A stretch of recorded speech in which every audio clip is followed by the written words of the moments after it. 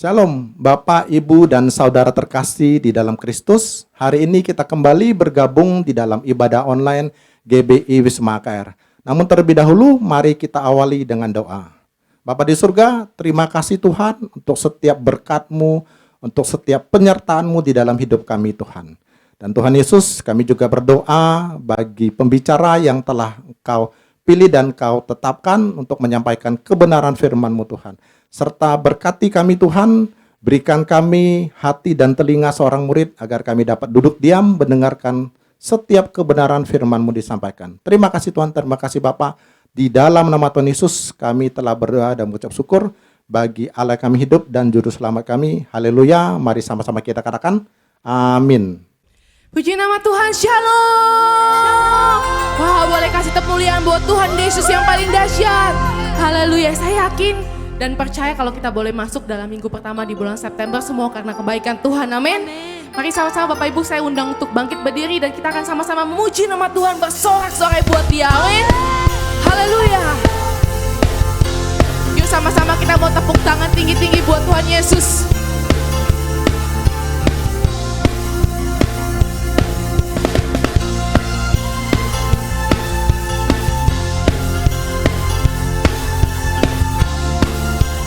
Pujian ini dengan segenap hati kita mau nyatakan. Segenap hati aku memuji, segenap jiwa aku bernyanyi, karena Roh-Mu ada dalamku, Tuhan. Ku angkat tanganku memuji, ku angkat suara dan bernyanyi, karena Roh-Mu ada dalamku, Tuhan.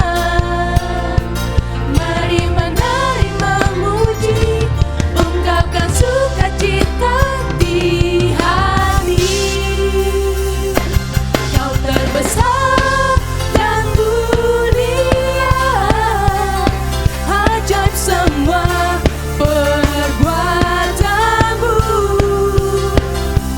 Kau terbesar dan mulia, biarlah semua memuji-Mu. Haleluya.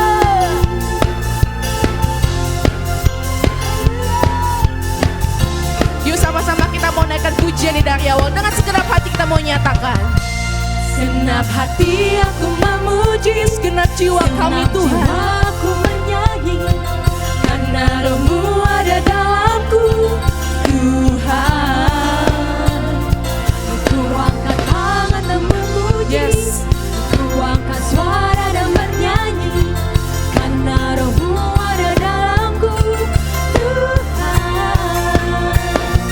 mari menerima muji, ungkapkan sukacita di hati. Kau terbesar, Kau terbesar dan mulia, ajaib semua perbuatan-Mu.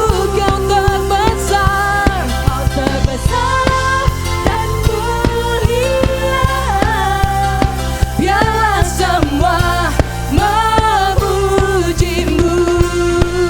Haleluya. Boleh kasih tepuk tangan yang dahsyat Bapak Ibu.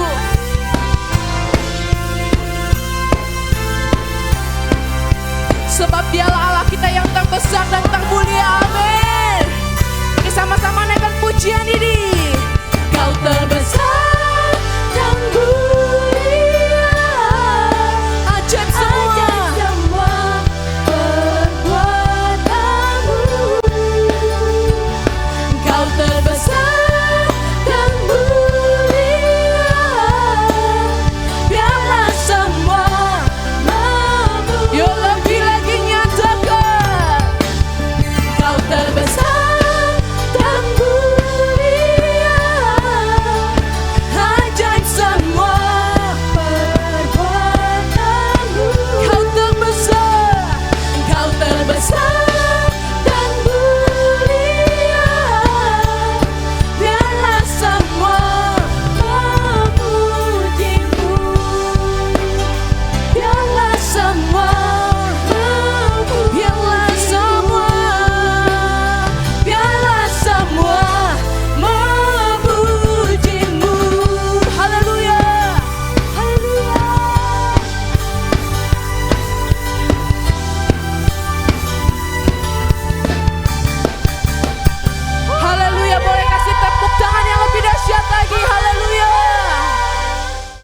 Mari saudara-saudara kita deklarasikan Pentakosta ketiga. Pentakosta ketiga. Pentakosta ketiga adalah pencurahan Roh Kudus yang dahsyat di zaman now, melebihi yang terjadi di Azusa Street. Pentakosta ketiga akan membangkitkan penuaian jiwa yang terbesar dan yang terakhir sebelum Tuhan Yesus datang kembali. Pentakosta ketiga akan membangkitkan generasi Yeremia, yaitu anak-anak muda yang dipenuhi Roh Kudus, cinta mati-matian kepada Tuhan Yesus, tidak kompromi terhadap dosa, dan akan bergerak untuk memenangkan jiwa. Pentakosta ketiga lahir di Indonesia dan bergerak ke bangsa-bangsa. Gerakan ini dari timur ke barat dan akan kembali ke Yerusalem. Pentakosta ketiga akan memberikan kuasa untuk menyelesaikan amanat agung dan setelah itu Tuhan Yesus datang kembali. Sorakan haleluya. Mari kita siapkan hati kita lebih dalam lagi menyembah Tuhan Bapak Ibu. Tuhan, kami bersyukur Tuhan, kami punya Allah seperti-Mu Tuhan. Allah yang bisa kami percaya Tuhan. Kau Yesus yang kami percaya Tuhan. Dalam setiap apapun yang terjadi dalam kehidupan kami mau katakan kami mau percaya pada Engkau sepenuhnya ya Tuhan. Terima kasih Tuhan. Hidupku dalam tangan-Mu, oh Yesus. Setiap langkah Kau ku tetapkan bagiku. Walau kadang ku tak dapat mengerti jalan-Mu, tetap ku percayakan hidupku. Sebab aku ini hamba-Mu, oh Yesus. Jadilah padaku seturut firman-Mu. Engkau Tuhan yang selalu menggenapi janji-Mu. Rancangan-Mu terbaik Tuhan. Yesus ku percaya. Yesus ku percaya. Yesus sungguh ku percaya. Rencana-Mu yang ajaib terjadi di dalamku. Yesus sungguh ku percaya. Mari sama-sama ulang lagu ini dari awal. Dengan segenap hatimu katakan. Sebab aku ini hamba-Mu, oh Yesus. Jadilah padaku Tuhan, jadilah seturut kehendak-Mu, seturut firman-Mu. Engkau Tuhan yang selalu menggenapi janji-Mu. Rancangan-Mu terbaik buat setiap kami Tuhan, bagiku. Yesus ku percaya. Yesus sungguh ku percaya.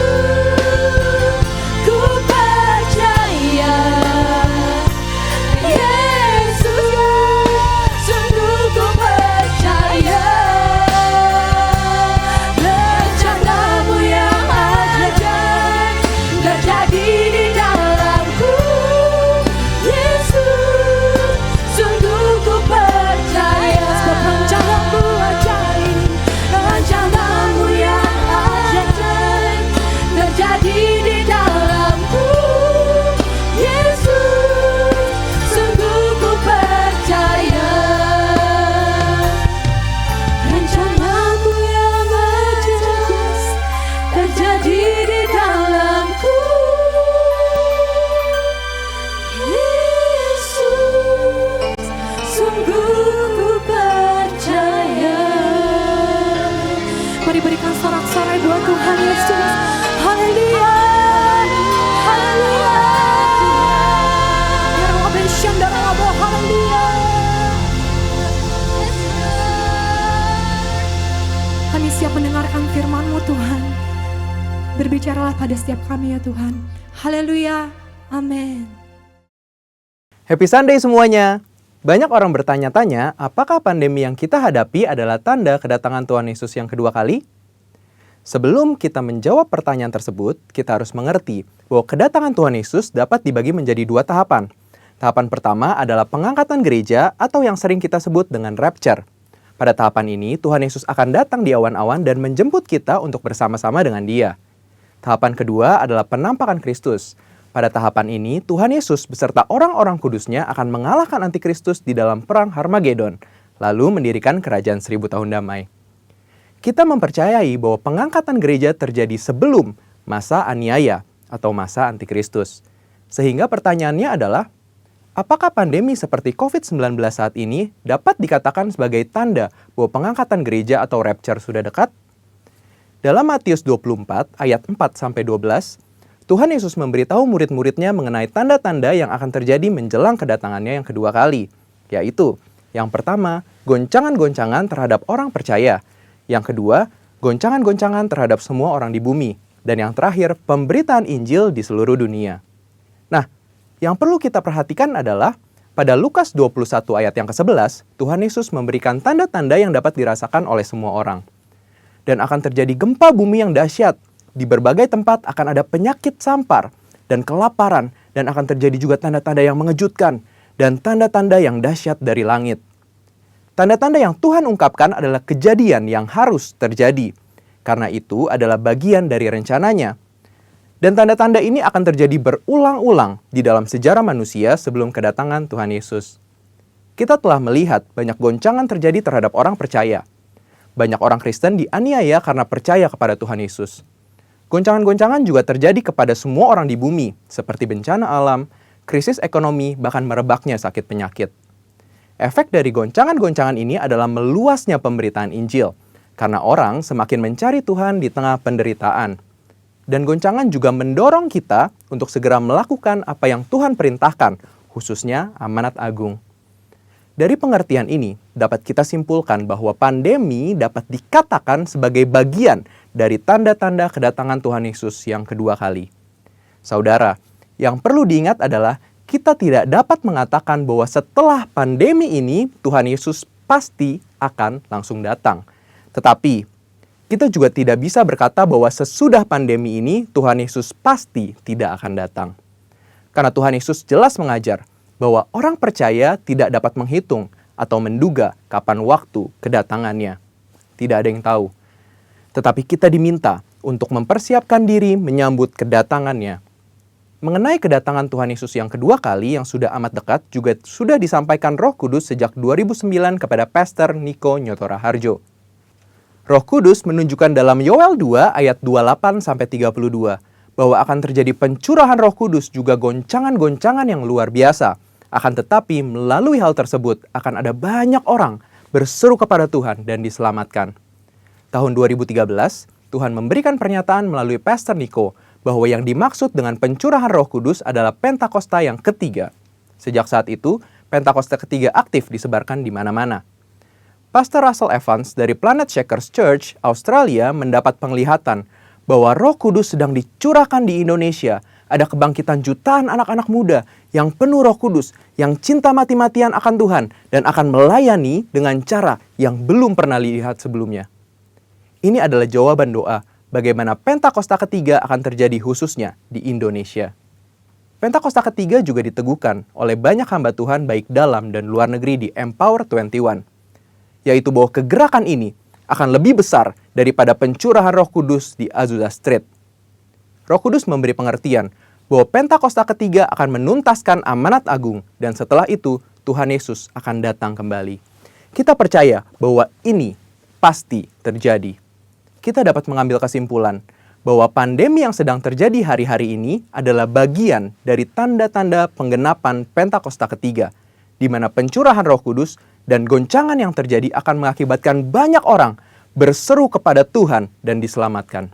Artinya, amanat agung Tuhan sedang digenapi.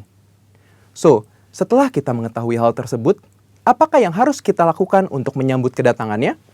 Ada 4 hal, yaitu yang pertama, hidup berjaga-jaga, artinya hidup kudus di hadapan Tuhan dan di hadapan manusia. Yang kedua, hidup siap sedia, artinya siap menyambut kedatangan Tuhan Yesus, kapan saja.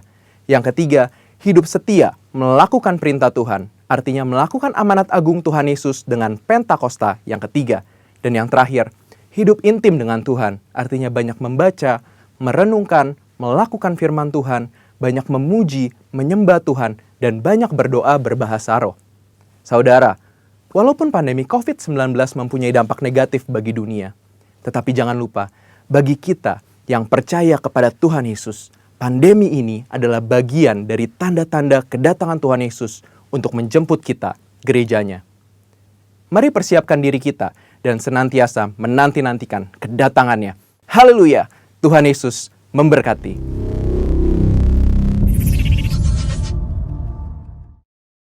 Shalom saudara-saudara yang terkasih di dalam Kristus Yesus. Walaupun kita ini sangat dibatasi karena fisik kita tidak bisa bertemu dan adakan ibadah bersama-sama di gereja. Namun kami percaya bahwa Roh Allah ada di dalam hati setiap orang yang percaya. Amin saudara. Nah saudara-saudara yang terkasih, saya mempunyai satu kerinduan. Di masa pandemik ini, saya harapkan dan saya juga rindukan melalui firman Tuhan yang kita dengarkan bersama-sama pada hari ini, kiranya Roh Kudus bekerja di dalam hati kita untuk menguatkan kita. Nah saudara, hari ini saya ingin membawa satu tokoh Alkitab, yaitu namanya Kaleb. Tidak asing bagi saudara-saudara yang sudah lama di dalam Tuhan.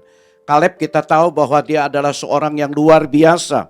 Saya dengan harapan bahwa ketika kita membahas tokoh Kaleb dengan doa dan percaya bahwa Tuhan akan membangkitkan iman kita untuk melewati masa-masa sulit bersama-sama dengan gembala kita yang agung, gembala kita yang baik, yaitu Yesus Kristus. Nah saudara, karena dia adalah Allah Immanuel, tidak ada kesulitan yang bisa membuat kita tersandung dan tidak bisa bangkit kembali. Kami percaya Tuhan akan terus memberkati akan hidup kita. Mari kita bersama-sama kita berdoa sebelum kita mendengarkan firman Tuhan. Bapa di surga, kami percaya pada saat ini Tuhan hadir di tengah-tengah hati kami, di rumah kami, ketika kami mendengarkan firman Tuhan. Berikan kami hati yang sangat amat rindu dan haus. Kami percaya orang yang dahaga akan dipuaskan oleh kebenaran firman Tuhan. Dan Kau berbicara kepada setiap kami, supaya kami betul-betul Tuhan ngalami akan lawatan Tuhan di dalam hidup kami. Kami juga berdoa, Tuhan kiranya Roh Kudus-Mu menerjemahkan firman-Mu ke dalam hidup kami, ke dalam hati kami, supaya kami dimampukan setelah kami mengerti, kami dapat melakukan kebenaran firman Tuhan di dalam hidup kami untuk kemuliaan bagi nama Tuhan. Dengarkan doa kami Tuhan, di dalam nama Tuhan kami Yesus Kristus kami berdoa. Amin.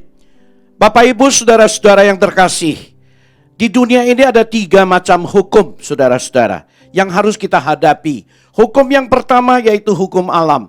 Tidak bisa kita hindari. Saya ambil contoh hukum alam. Ketika kita nyalakan lilin, api lilin, kemudian kita pegang lilin itu, pasti tangan kita kebakar. Kita nggak boleh berkata, hai lilin, apinya jangan bakar tanganku karena aku adalah pendeta.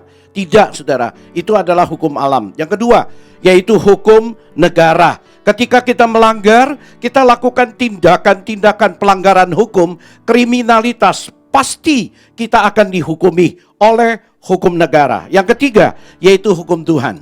Nah saudara, suatu saat nanti kita akan berhadapan dengan tata penghakiman daripada Tuhan. Ada kemungkinan juga bukan nanti, tetapi sekarang. Karena Tuhan cinta kepada kita, Dia mau melalui ganjaran-ganjaran yang ada untuk mengingatkan kita untuk kembali kepada Dia. Supaya kita lebih setia lagi di hadapannya. Nah saudara-saudara yang terkasih di dalam Kristus, kalau kita mau bahas tokoh Kaleb, itu pasti kita akan berhadapan satu hukum alam, yaitu manusia akan semakin mundur dan loyo semangatnya dan fisiknya, saudara-saudara, karena bertambahnya usianya. Nah, saudara-saudara, bertambah usia pasti akan kita menghadapi banyak perubahan-perubahan secara fisik, secara semangat dan mental, saudara-saudara yang terkasih. Nah, ini adalah hukum alam, kita tidak bisa lawan. Nah, saudara-saudara, ketika aku masih muda, aku gampang bergerak. Tapi ketika sudah tambah usia, aku harus hati-hati. Kenapa? Karena sudah mulai lambat. Kalau tidak hati-hati, terpeleset jatuh, kemudian tulangku akan patah. Nah, Bapak Ibu Saudara yang terkasih di dalam Kristus, tetapi hari ini kita mau bersama-sama melihat tokoh Kaleb tidak seperti itu. Nah, Bapak Ibu Saudara-saudara, berarti iman itu akan menerobos, bukan melawan hukum alam, tetapi bisa menerobos alam, bisa menerobos situasi, bisa menerobos kondisi seperti apapun. Dengan iman kita, kuasa Tuhan akan dinyatakan. Nah, saudara-saudara, kita tahu bahwa Kaleb itu semakin bertambah usianya. Nah, saudara-saudara, tetapi dia semakin semangat, semakin kuat, semakin antusias. Itu namanya dia menerobos usianya. Walaupun secara alam, usia bertambah akan loyo, fisiknya akan menurun. Namun, Kaleb tidak demikian. Nah, saudara-saudara, kita lihat dari contoh ini, kemudian dengan usia tetap bertambah, tetapi semangat Kaleb tidak pudar. Nah, saudara, kenapa demikian? Karena dia percaya kepada Tuhan. Amin, saudara. Karena dia bergantung kepada Tuhan. Amin, saudara. Karena dia selalu mengandalkan Tuhan di dalam setiap aspek daripada hidupnya. Mari saudara kita melihat kehidupan sehari-hari yang Kaleb jalani, saudara-saudara. Yang kita pelajari daripada kitab 5 Musa itu, kita akan tahu persis bahwa Kaleb walaupun sudah semakin tua, tetapi dia maju terus, tidak pernah stuck, tidak pernah stagnan, tidak pernah berhenti pertumbuhan iman, kerohaniannya, ketergantungannya kepada Tuhan. Ini penting, saudara. Ini juga merupakan kata kunci bagi setiap kita sedang ada di dalam situasi dan kondisi seperti sekarang di Indonesia. Kalau kita terus maju terus bukan membabi buta, tetapi bergantung kepada Tuhan, percaya penuh kepada Tuhan dan mengandalkan Tuhan. Nah, saudara-saudara, kita melihat bahwa Kaleb ini begitu luar biasa imannya kepada Tuhan, sehingga dia semakin tua semakin kuat. Semakin tua, semakin sehat. Semakin tambah usianya, dia semakin antusias. Luar biasa bukan?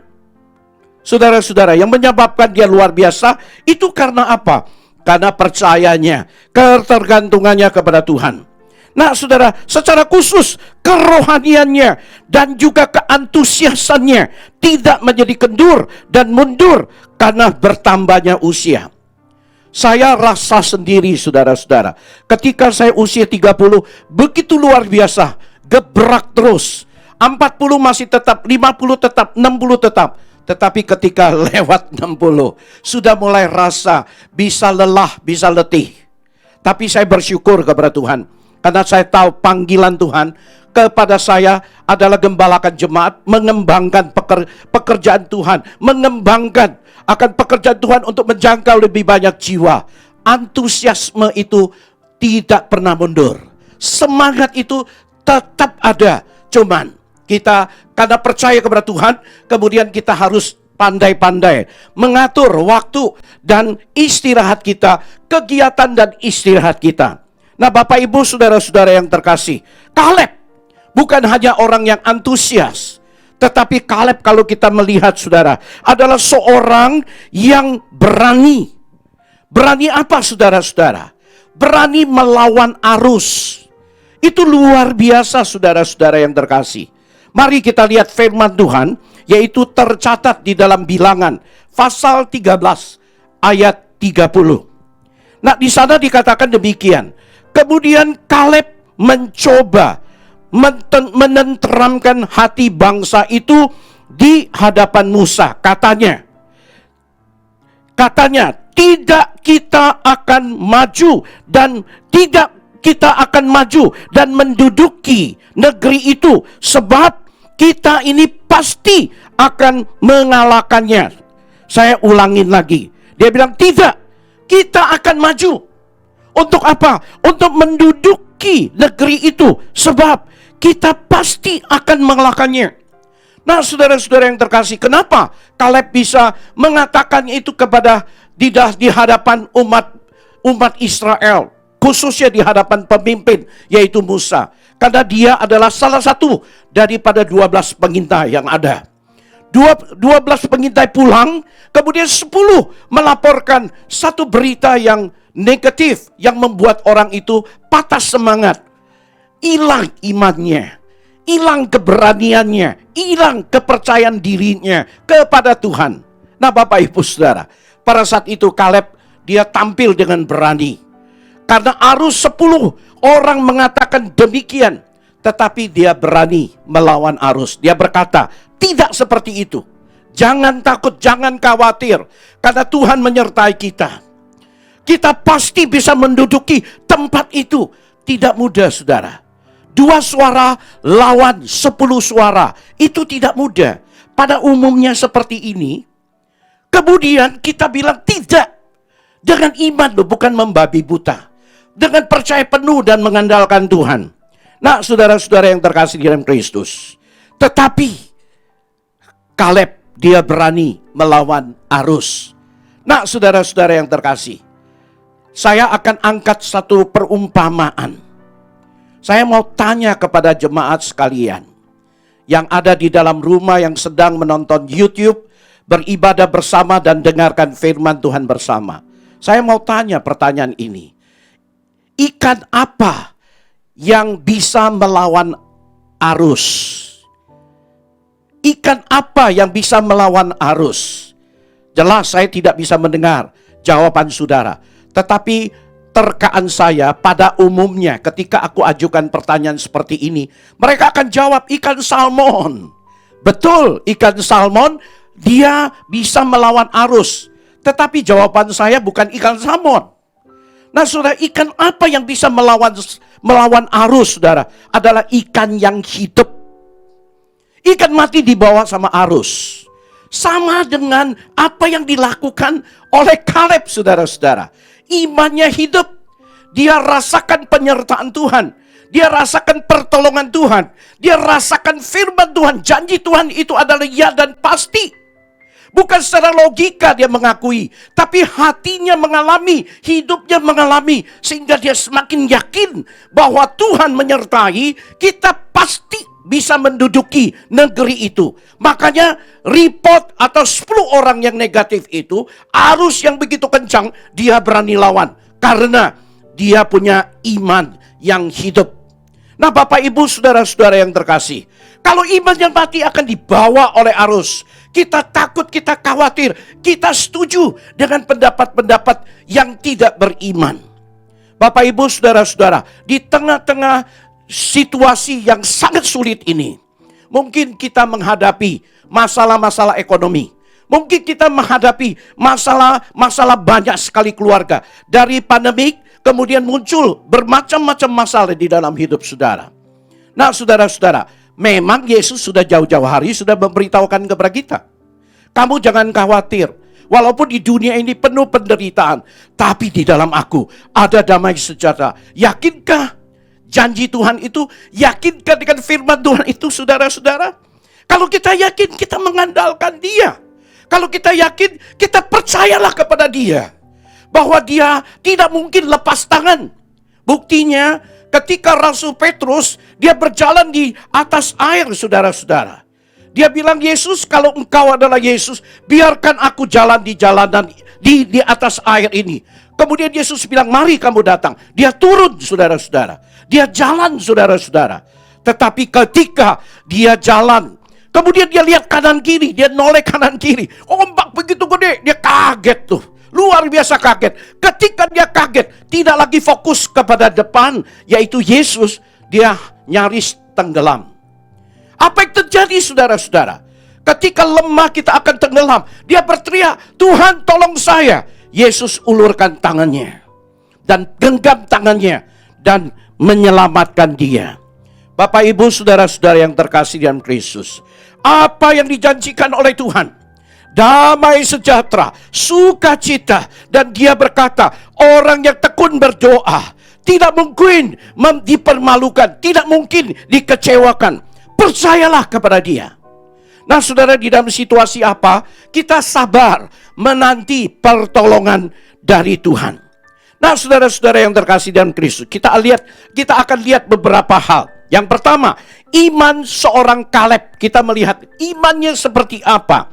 Mari kita baca firman Tuhan di kitab Bilangan pasal 14 ayat 24. Demikian firman Tuhan. Tetapi hambaku Kaleb, karena lain jiwa yang ada padanya, dan ia mengikut aku dengan sepenuhnya, akan kubawa masuk ke negeri yang telah dimasukinya itu. Kemudian di dalam firman Tuhan mengatakan, dan keturunannya akan memilikinya. Bapak Ibu saudara-saudara, kalau kita baca ayat ini jelas kita melihat bahwa Tuhan bukan janjikan kepada Kaleb bahwa dia akan memiliki. Kemudian keturunannya pun akan terus memilikinya. Berarti bukan satu generasi dan seterusnya. Itu janji Tuhan kepada Kaleb. Dan Kaleb percaya. Walaupun di depannya musuhnya gagah perkasa. Ada kereta besi, ada kereda yang kuat. Dan terlatih lagi prajurit-prajurit perangnya. Tetapi jangan lupa Bapak Ibu, kita ini adalah prajurit Kristus. Kita ini adalah laskar Kristus. Kita berperang bukan dengan kekuatan kita, tapi kita berperang dengan kekuatan daripada Allah. Seperti Raja Daud menantang Goliat. Kamu boleh dengan pedang, tombak, tapi saya berperang melawan kamu di dalam nama Allah Bapa, Allah Yahweh. Sehingga sebesar apapun musuh, Goliat itu rontok di hadapan Daud. Saudara-saudara yang terkasih dalam Kristus, situasi, suasana, keadaan, apapun yang terjadi, percayalah bahwa Tuhan kita ini menyertai kita. Amin, saudara. Dia adalah Immanuel. Allah senantiasa menyertai kita. Nah, saudara-saudara, terhadap iman daripada seorang Kaleb, penilaian Tuhan terhadap jiwanya seperti apa, saudara-saudara? Tuhan menilai dia adalah mutlak mengandalkan Allah. Di dalam firman Tuhan yang barusan kita baca tadi, berkata, karena lain jiwa yang ada padanya, dan ia mengikut aku dengan sepenuhnya. Dia mengikut Yesus, dia mengikut Tuhan dengan sepenuh hati. Tidak pernah ragu kalau bicara tentang sepenuh hati. Dia tidak pernah ragukan Tuhannya yang sudah janji kepada dia. Makanya penilaian Tuhan terhadap jiwa dan iman daripada Kaleb, dia adalah seorang mutlak, tidak neko-neko, tidak tawar-tawar, mutlak mengandalkan Allah. Dari mana saudara kita bisa tahu? Dari kitab Bilangan pasal 13 ayat 30. Kemudian Kaleb mencoba menenteramkan hati bangsa itu di hadapan Musa. Katanya, tidak, kita akan maju dan menduduki negeri itu, sebab kita pasti akan mengalahkannya. Saya mau tanya kepada jemaat sekalian. Kalimat ini yang dideklarasikan oleh Kaleb itu artinya dia betul-betul mutlak percaya kepada Tuhan. Dia juga betul-betul mutlak mengandalkan Tuhan. Tidak sedikit mengandalkan kemampuannya. Nah, saudara-saudara yang terkasih di dalam Kristus, apa yang dikatakan firman Tuhan di Yeremia pasal 17 ayat 7 dan ayat 8. Saya bacakan bagi saudara. Nah, saudara, di sini dikatakan, diberkatilah orang yang mengandalkan Tuhan, yang menaruh harapannya kepada Tuhan. Apa arti diberkatilah orang yang mengandalkan Tuhan? Yaitu iman, saudara-saudara. Dia kalau punya iman, dia diberkati. Namun saudara, iman itu kadang-kadang itu bisa goyah ketika kita berhadapan dengan situasi dan kondisi yang tidak mendukung. Misalnya, masalah kita terus menerus tidak selesai. Misalnya, kesulitan kita terus bertambah-tambah. Kita sudah doa, kita sudah minta sama Tuhan. Namun, tidak pernah selesai-selesai. Setahun, 2 tahun. Sehingga mulailah kita goyah. Mulailah kita ragu atas pimpinan Tuhan. Mulailah kita ragu pertolongan Tuhan. Makanya dikatakan di sini, diberkatilah orang yang mengandalkan Tuhan, yaitu yang percaya, yang menaruh harapannya kepada Tuhan. Apa arti menaruh harapannya? Yaitu saya percaya penuh. Nah, Bapak Ibu Saudara, ketika doa saya belum juga dijawab, ketika doa saya belum juga dikabulkan, ketika masalah saya sudah saya pergumuli, saya serahkan kepada Tuhan sekian tahun, belum juga diselesaikan, saya tetap percaya. Karena saya percaya Tuhan punya waktu yang terbaik untuk setiap orang yang percaya. Amin, saudara. Kalau kita amin, berarti kita harus praktekkan, kita harus terapkan itu. Jangan kita ragukan lagi. Di ayat yang ke-8, Yeremia 17. Ia akan seperti pohon yang tertanam di tepi air, yang merambatkan akar-akarnya ke tepi batang air, dan yang tidak mengalami datangnya panas terik, yang daunnya tetap hijau, yang tidak khawatir dalam tahun-tahun kering, dan yang tidak berhenti menghasilkan buah. Iman ini, saudara-saudara, terus bertumbuh. Di dalam situasi yang nyaman, jelas bukan. Di sini dilukiskan terik matahari. Dalam keadaan yang paceklik, yang sulit amat. Nah, kenapa iman ini tetap bisa bertumbuh dan daunnya menghijau, bahkan bisa menghasilkan buah? Karena ditanam di tepi air. Kita bersyukur, saudara-saudara. Firman Tuhan itu adalah air yang hidup. Santapan rohani bagi setiap kita.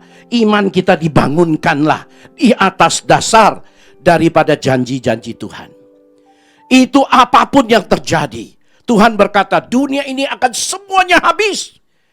Tetapi firman-Mu tetap. Firman-Ku tetap tidak akan berubah.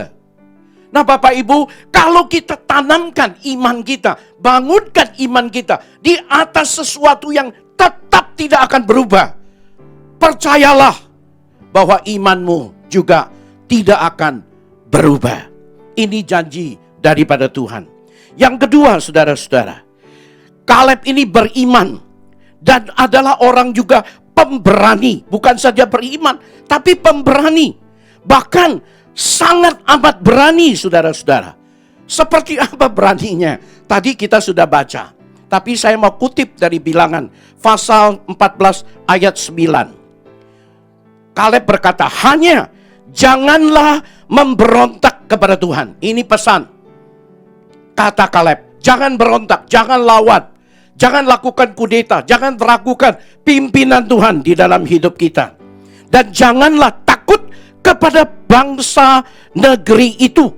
Jangan takut sama musuh, jangan takut dengan keadaan, jangan takut dengan kesulitan. Karena Allah kita itu lebih besar daripada masalah dan kesulitan.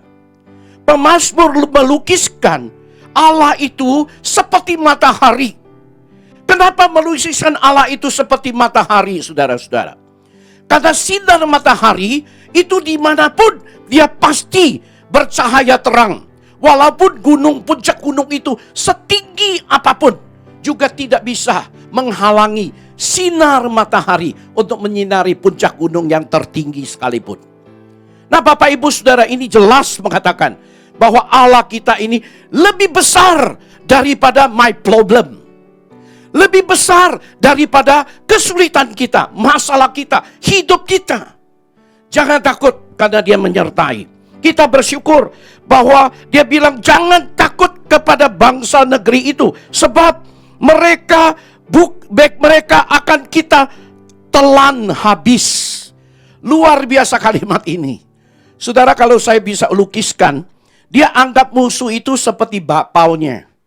Kalau dulu di zaman saya masih kecil, bakpao Lim Tian Ki itu paling paling top, saudara. Saya sih nggak sanggup beli karena mahal. Kalau dulu roti, saudara-saudara, itu roti Tan Ek Chuan itu paling enak. Tapi saya nggak sanggup beli. Saya hanya bisa makan roti liong luas yang murah saja. Tetapi Kaleb bilang, jangan takut kepada mereka. Kenapa jangan takut? Karena kita akan telan habis mereka. Jadi dia anggap musuh, dia anggap masalah, dia anggap kesulitan, dia anggap problem di dalam hidup seperti makanan. Dalam nama Yesus, aku telan dia. Bapak, Ibu, saudara-saudara yang terkasih di dalam Kristus. Kata ini adalah kata kiasan. Namun kata ini merupakan deklarasikan seorang yang beriman sepenuhnya mengandalkan Tuhan. Dia berkata, yang mendukung, yang melindungi mereka sudah meninggalkan mereka. Sedang Tuhan menyertai kita. Janganlah takut kepada mereka. Dasarnya apa, Bapak Ibu? Bukan membabi buta. Bukan secara perasaan doang. Tetapi logikanya juga jalan. Alasannya sangat logis. Yaitu Tuhan menyertai kita. Yang melindungi mereka, musuh-musuh itu sudah gak ada. Tuhan melindungi kita. Tuhan menyertai kita. Makanya kita pasti bisa menelan mereka sampai habis. Bapak, Ibu, saudara-saudara yang terkasih. Mari kita lihat firman Tuhan berkata demikian. Berarti saudara-saudara, kita jangan ragukan. Peganglah. Kapan lagi kita buktikan iman kita, pengandalan kita kepada Tuhan dengan sepenuhnya. Mutlak mengandalkan Tuhan. Yaitu di situasi yang sulit. Di keadaan yang tidak mudah kita lewati. Tapi aku tetap percaya. Amin, saudara-saudara. Kalau di situasi yang nyaman, situasi yang makmur, situasi yang serba lancar, apapun ada. Mau mobil ada, mau rumah mewah ada, mau makan enak ada. Ya kita gak perlu lagi mengandalkan Tuhan. Lama-lama kita bisa lupa bahwa kita menganggap diriku ini paling hebat, paling kuat, bukan? Nah, Bapak, Ibu, saudara-saudara, saya harap, saya juga berdoa ketika persiapkan ini. Saya harap firman Tuhan ini betul-betul menguatkan, memberkati saudara-saudara sekalian. Yang ketiga, saudara, yaitu iman. Kaleb ini iman yang sabar, menanti waktunya Tuhan. Dia betul-betul tidak gesa-gesa, saudara. Walaupun dia tahu ini adalah janji Tuhan melalui Musa diberikan negeri-negeri ini. Tapi dia tunggu. Dia tunggu terus. Tahu nggak berapa tahun dia menanti? 45 tahun. Luar biasa bukan? Luar biasa bukan 45 hari. Bukan 4,5 tahun. 45 tahun. Kita coba baca firman Tuhan. Joshua pasal 14 ayat 10 sampai dengan 12. Jadi sekarang sesungguhnya Tuhan telah memelihara hidupku seperti yang dijanjikannya. Kini sudah tepat, sudah 45 tahun lamanya sejak diucapkan Tuhan firman itu kepada Musa. Dan selama itu, saudara-saudara, orang Israel mengembara di padang gurun. Jadi sekarang aku telah berumur berapa? 85 tahun. Aku hari ini, dia sudah 85 tahun. Berarti dari 40 tahun Tuhan melalui Musa mengucapkan janji Tuhan kepada Kaleb. 45 tahun dia tunggu. Di ayat 11 coba kita lihat. Pada waktu itu aku masih sama kuat seperti pada waktu aku disuruh Musa. Seperti kekuatanku pada waktu itu, demikianlah kekuatanku sekarang untuk berperang dan untuk keluar masuk. Luar biasa bukan? Makanya saya bilang, hukum alam seperti ini, tapi iman yang mengandalkan Tuhan. Bukan melawan hukum alam, tapi bisa menerobos masalah-masalah fisik, bisa menerobos masalah-masalah umur, bisa menerobos masalah-masalah mental, semangat, apalagi masalah-masalah hidup. Amin, saudara-saudara. Masalah hidup mah kecil. Masalah hidup mah kita anggap itu bakpao aja. Anggap itu roti Tan Ek Chuan. Anggap itu Holland Bakery. Anggap itu apa saja kita bisa telan habis. Karena dasar kita adalah Tuhan. Karena Tuhan melindungi kita, Tuhan menyertai kita. Yang melindungi mereka sudah pergi, sudah tidak ada. Tapi Tuhan menyertai kita. Amin, saudara-saudara. Ayat 12. Oleh sebab itu, berikanlah kepadaku pergunungan yang dijanjikan Tuhan kepadaku waktu itu. Sebab engkau sendiri mendengar pada waktu itu bahwa di sana ada orang enak dan orang kota-kota yang besar dan berkubuh. Mungkin Tuhan menyertai aku sehingga aku dapat menghalau mereka seperti yang difirmankan Tuhan. Bapak Ibu saudara-saudara, saya kagum hanya dia percaya mengandalkan Tuhan, dia antusias, tidak pernah ragukan Tuhan, bukan langsung Tuhan kabulkan. Dia percaya dan mau menanti waktu Tuhan yang terbaik. Bapak Ibu Saudara, kita memang sebagai manusia yang punya kelemahan manusiawinya, kita harap tiap kali ada masalah segera selesai. Tiap kali ada kesulitan, Tuhan jamah dan selesaikan. Tuhan jamah dan sembuhkan. Tapi cara kerja Tuhan bukan setiap kali itu sama, monoton Bapak Ibu. Kadang-kadang dia mau ada waktu yang cukup panjang. Nah, waktu yang cukup panjang ini bukan mempersulit kita. Bukan membuat kita itu setengah mati, bukan. Tapi justru membuat kita itu mengalami anugerahnya lebih besar lagi. Anugerah demi anugerah pasti kita akan alami. Makanya kita harus bersyukur dengan tertundanya pertolongan Tuhan datang. Yang penting aku ada di dalam pengawasan Tuhan.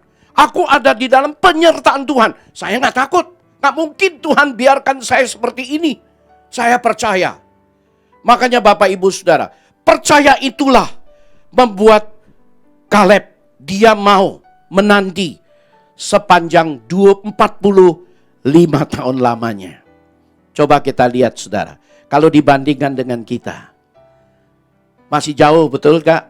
Masih jauh banget. Tapi kita bersyukur. Tuhan memang luar biasa. Percayalah saudara-saudara. Saya akan tutup khotbah saya dengan satu kesaksian yang luar biasa saya nilai. Saya punya teman, kira-kira di tahun 80 saya sudah kuliah bersama-sama dengan beliau di sekolah teologi. Nah saudara, kalau dihitung sampai sekarang, jadi ada 40 tahun persahabatan kami. Setelah lulus memang teman ini dia dipanggil oleh Tuhan untuk menjadi missionary. Bukan jangka pendek, bukan mission trip. Tetapi missionary di daerah yang terpencil yang belum ada Injil diberitakan. Dia punya beban, betul-betul punya beban itu, panggilan itu jelas. Nah saudara, sehingga dia bergabung dengan satu lembaga misi yang mengutus. Karena dia perlu didukung dari segi biaya hidup dan juga dinaungi satu payung daripada lembaga yang bisa terus mendoakan pelayanannya. Saya dipanggil oleh Tuhan untuk melayani satu gereja. Yaitu setelah lulus, saya melayani satu gereja. Kemarin baru mengadakan kebaktian syukur kepada Tuhan selama 36 tahun. Karena hari itu saya pensiun sudah, emeritasi. Nah Bapak Ibu saudara-saudara yang terkasih, kemudian dia diutus ke daerah yang terpencil. Sangat amat terpencil. Kemudian di sana hidupnya tidak mudah, saudara. Tidak mudah, semua rata-rata segala kebutuhan itu terbelakang. Nah, singkat kata, dia melayani Tuhan 1 tahun, 2 tahun, 3 tahun. Belum ada hasil, tidak kelihatan satu hasil pun. Satu jiwa pun belum menerima Yesus. Bayangkan saudara, setiap tahun dia pulang untuk report, untuk lapor kepada lembaga. Lembaga bilang coba lebih giat lagi. Banyak doa, kita dukung dalam doa. Tahun kedua juga nggak ada hasil. Tahun ketiga juga dengan hasil. Kemudian lembaga panggil dia pada tahun yang ketiga dan berkata, begini katanya. Jika masih tetap tidak ada buah, kita kasih kamu kesempatan 2 tahun lagi. Kalau belum juga ada buah, ya sudah, kamu pulang aja. Setelah 5 tahun genap. Nah Bapak Ibu Saudara-saudara, apa yang terjadi? Sudah hampir 5 tahun genap, tambah extend 2 tahun, tetap tidak ada buah. Akhirnya sebelum selesai 5 tahun, 2 bulan sebelum selesai 5 tahun saudara-saudara, kebetulan dia ulang tahun. Waktu di birthday dia, di ulang tahun dia, ada teman kirim surat, teman kita juga saudara. Nah kirim surat ke dia, kamu mau hadiah apa? Kita belikan buat kamu lah gitu. Hati kita semua, kita mau hibur dia, menguatkan dia. Karena kita terus doakan dia terus di dalam pelayanan. Tahu gak dia minta apa saudara? Dia minta saya mau perakat perjamuan kudus. Kaget kita. Jangan bilang kita yang kaget. Istrinya lebih kaget lagi. Lu gila katanya. Lu ini gila ya. Orang satu juga gak percaya. Belum ada orang yang percaya. Kok lu minta perakat perjamuan kudus? Dia bilang enggak, gua mau minta perakat perjamuan kudus. Yaitu pelengkap perjamuan kudus saudara. Akhirnya karena tekadnya begitu kuat saudara. Akhirnya kita beli nih teman-teman ya. Engkoan gitu ya. Kita beli, kita kirim ke dia. Nah saudara-saudara, waktu hadiah itu sampai kurang lebih 1 minggu sebelum dia harus pulang. Tiba tuh di sana. Dia bilang harus kirim ke sana. Tahu nggak? Dia mulai agak ragu, gelisah hatinya. Kemudian dia cari kepala desa. Dia berkata, nanti kita akan kembali. 1 minggu lagi kita akan selesai tugas dan hidup kita bersama-sama dengan Bapak Ibu sekalian. Karena kami tidak ada hasil selama 5 tahun di tempat ini. Kita nggak ada hasilnya. Jadi lembaga mau tarik kita kembali gitu. Terus kepala desa bilang hasil apa? Karena selama 5 tahun katanya saya beritakan Yesus, perkatakan Yesus. Nggak ada satu orang yang mau percaya. Kepala desanya bilang siapa bilang nggak ada yang mau percaya? Siapa bilang kita semua mau percaya? Tapi kita nggak tahu gimana cara percaya menerima Yesus. Rupanya ini kepala desa semuanya sudah mau percaya. Tapi nggak tahu. Dia sendiri juga nggak tahu gimana bimbing mereka. Karena tidak ada respon. Apa yang terjadi saudara dalam 1 minggu itu? Semua orang percaya. Lebih dari 30 orang saudara. Dibaptis hari itu juga. Kepakailah perakat perjamuan kudus itu. Luar biasa bukan? Luar biasa. Tapi kemujizat ini, keajaiban ini terjadi setelah 5 tahun. Nyaris dia akan dicabut kembali. Tapi Tuhan jawab.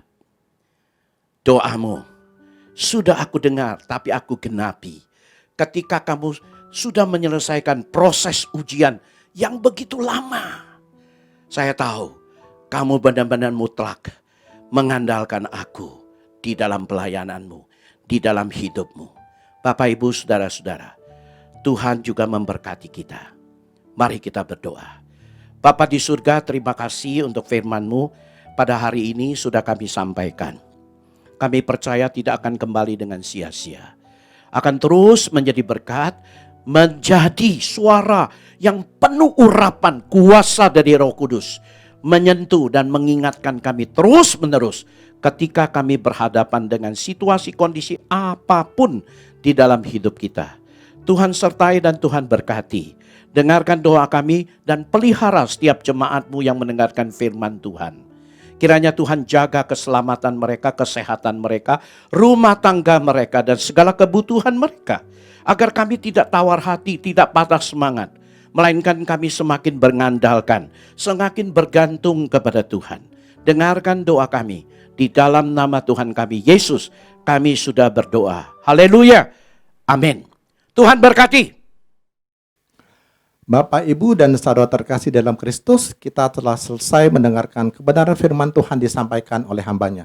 Biar kiranya untuk setiap kebenaran firman Tuhan yang telah disampaikan tersebut boleh memberkati, boleh menguatkan, dan senantiasa menyertai di dalam setiap kehidupan kita. Bapa di surga, kami juga berdoa Tuhan bagi bangsa kami, kiranya Engkau terus berkati bangsa kami Tuhan, beri kami kekuatan Tuhan agar kami dapat melalui masa-masa sulit ini.